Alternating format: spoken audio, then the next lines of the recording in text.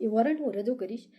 2 warrant સામેથી કુંદનને આપ્યા છે કે તમારે હાજર રહેવાનું છે, તમારે નિવેદન લખાવવા આવવાનું છે. તો મારી ઉપર 5મો ગુનો નોંધવો હોય તો કુંદન છે એ ડાઠા પોલીસ સ્ટેશન જઈને નોંધાવી શકતી હતી, પણ રીમા ઝાલા દ્વારા કેમ વોરંટ કાઢવામાં આવ્યું?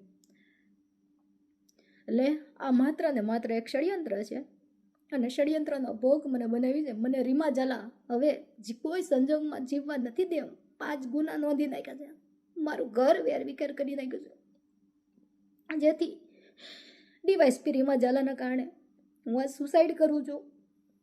મને જીવતા તો ન્યાય નથી મળ્યો, પણ આશા રાખું છું મર્યા પછી મને ન્યાય મળશે.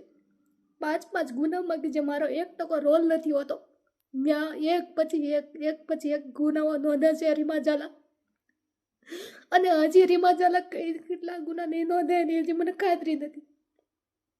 હાથ ધોઈને પાછળ પડી છે. હવે મને અવશ્ય જીવવા નહીં દે, મારે જીવીને હું કરું? રોજ મારો મુદ્દો એક પછી એક ગુનામાં ફિટ જ કરવા મળી છે. હું મારી જિંદગીનો અંત લાવું છું, હું અત્યારે સુસાઇડ કરું છું. એની જવાબદાર માત્ર ને માત્ર રીમા ઝાલા છે. મને યોગ્ય ન્યાય આપવામાં આવે. બસ, જય હિન્દ, જય ભારત.